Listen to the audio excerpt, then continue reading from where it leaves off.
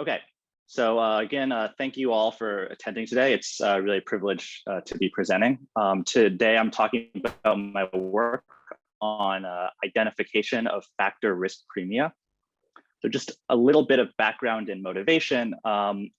Within like finance, both academia as well as industry, linear factor models are sort of like ubiquitous sort of modeling tool as both for understanding things about sort of like risk allocation, portfolio allocation in the sort of industry setting, but also as a tool for academics in terms of understanding like what types of risks investors demand compensation for, and in particular, how much risk compensation investors are demanding for particular types of risk. Now, there's a long history of statistical inference procedures for studying these types of models. The best known by far is this Thalman-Macbeth procedure, which is like a two-stage regression to estimate factor risk premia. But these standard methods, they all rely on this implicit assumption that the parameters or the risk premia that you're trying to estimate are jointly point identified. Now, this condition that all the risk prices are point identified is equivalent to a full rank condition on the matrix of betas of the individual like assets you're using on the factors that you're using. So if this full rank condition is satisfied, then all the parameters are point identified. These methods should work well. But when this condition is violated, the standard inferential procedures break down. You can fail to have even consistency, though it's not clear what that even necessarily means without identification. And any sort of statements that you would like to make about statistical significance just become somewhat meaningless, and they can give like very misleading results. So you can claim factors are these procedures can claim that a particular risk premium is highly statistically significant from zero, when in fact like the identified set of risk premia is like everything. So it's sort of this can become a very meaningless statement. And so what we're going to try and do in this project is to derive necessary and sufficient conditions for factor risk premium to be point identified. Now, this is relaxing the sort of standard full rank condition, which assumes that all the individual risk premia are point identified together. We want to be able to, step back from that condition and say, like, under what circumstances are the risk premia individually identified? And the condition that we're going to obtain for an individual factor risk premia to be point identified, we're going to call, for reasons that will hopefully be obvious in a bit, the kernel orthogonality condition. We show that this is equivalent to the existence of a population factor mimicking portfolio. Importantly, this is distinct from a in-sample mimicking portfolio. We're going to develop a statistical test to assess whether whether individual factor risk premia are in fact point identified. And then we're going to apply our test procedure to the intermediary leverage factor of this well-known paper by Adrian, Atula, and Muir on intermediary asset pricing. And we're going to show evidence that the risk premia associated with intermediary leverage that the paper was claiming, in fact, fails to be identified from the cross-section of equity returns. Now, just a little bit of notation. I'm going to think about a K-factor model, and we're going to denote the vector of factors by F. And then expected returns in this model, these are expected excess returns. This vector can be thought of as the matrix of betas multiplied by the vector of risk prices lambda, where the betas here are just a sort of standard regression betas, just in a population sense.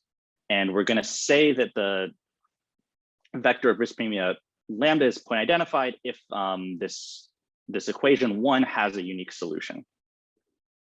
And so the sort of classical result is that the vector lambda is only point identified if the rank of this beta matrix is equal to the dimension of the number of factors, K. Now, so this full rank condition is in fact testable. Several previous authors have proposed tests of it.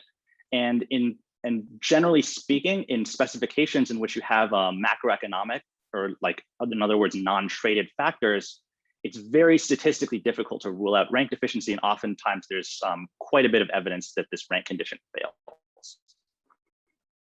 And so we want our methodology to sort of still be informative, even when this rank condition is violated. So we're going to characterize conditions where individual factor risk prices, lambda I, are point identified, which can hold under weaker conditions than this full rank condition. And so the main condition that we derive, which we call a kernel orthogonality condition, is just a simple statement that the kernel or the null space of the matrix of population betas is orthogonal to the unit vector EI in the direction corresponding to factor I.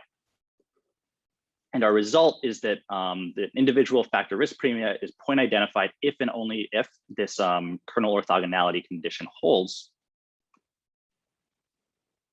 And so just to get a little bit of intuition for like what the condition is saying, it's nice to think about it in terms of factor mimicking portfolios.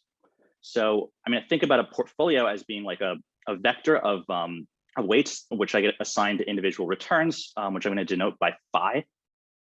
And so we're going to say that phi is a mimicking portfolio for factor I if the portfolio returns, which would just be phi times the vector of returns RE, has a beta of 1 on factor I and a beta of 0 on all other factors.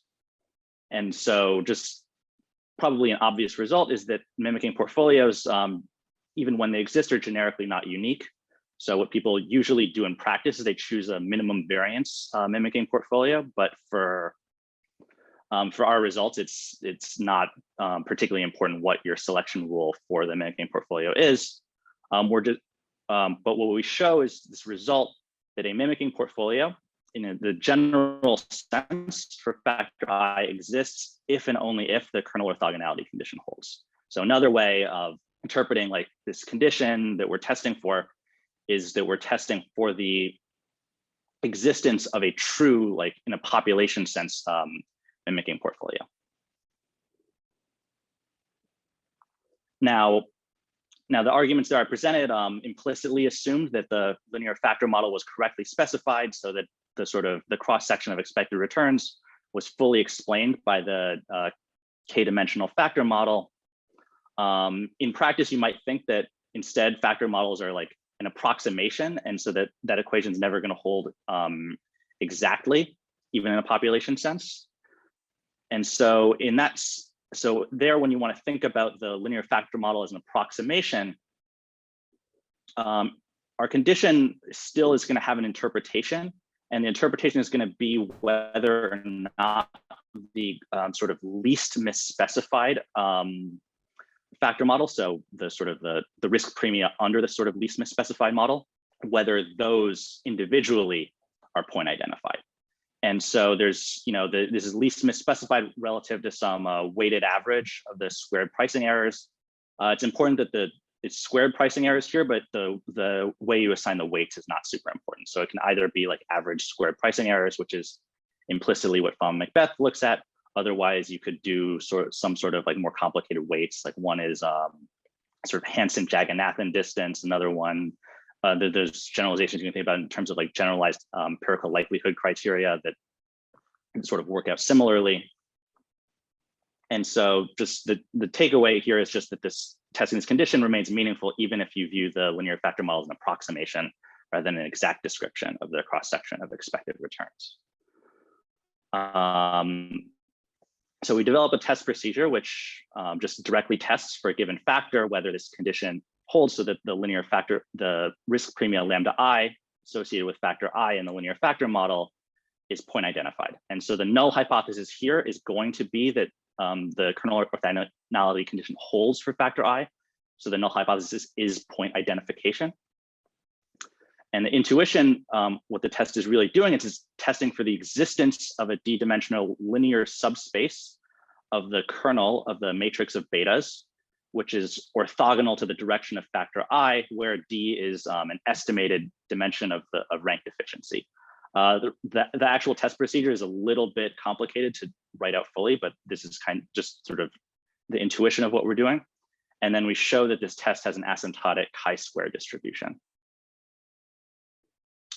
Now, so just one quick application, then I'll wrap up. So we apply this, our test procedure to this factor model from Adrian, Atul, and Weir, who estimate the risk premium associated with the leverage of financial intermediaries. So following them, we're going to use a two-factor specification in which the two factors are the market excess returns, like the standard thing coming from the CAPM, and this additional intermediary leverage factor, which is not directly traded. And so we're going to use 45 Fama French portfolios as our set of test assets, and we're going to use monthly data from 1968 to 2010. Again, just following their paper. Now, what we get applying this, our test to each of the two factors, for the market. So first of all, our results suggest a one-dimensional rank deficiency. So there's n identification failure somewhere. So the two parameters are together and not jointly identified. And so what we see is that we're unable to reject the null of point identification for the market factor, but we are able to strongly reject the null of point identification for the intermediary leverage factor. So we interpret this as evidence that the risk premium associated with the intermediary leverage fails to be point identified. And now just to wrap up and conclude, what we did in this paper was to characterize identification of individual factor risk premium in multi-factor models. And we showed the sufficient condition, or necessary and sufficient condition for identification of individual factor risk premium was this kernel orthogonality condition. We also showed that it was equivalent to the existence of a population mimicking portfolio. And we also showed the identification conditions remain meaningful even if you think the model is misspecified and you're using it as an approximate description of the cross-section of expected returns. We developed a new statistical test for this condition, and we showed it has an asymptotic chi-square distribution, and then we applied our test to show that the risk premium associated with intermediary leverage fails to be identified from the cross-section of equity excess returns. And I will wrap up there.